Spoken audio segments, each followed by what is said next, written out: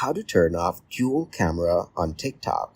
I'm going to show you how you can easily turn off the dual camera on TikTok. First, launch the TikTok app on your phone.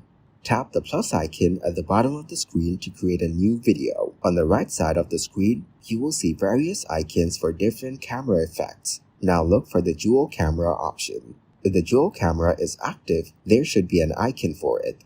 Then, tap this icon to toggle it off. You can switch between the front and rear cameras by tapping the flip camera icon if you want to use just one camera. Once the dual camera is off, start recording your video as usual.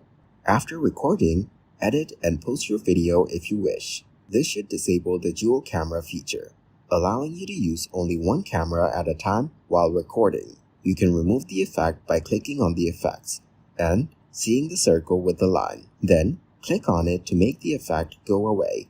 Also, you can remove the filter by clicking on the icon that says I do not want it.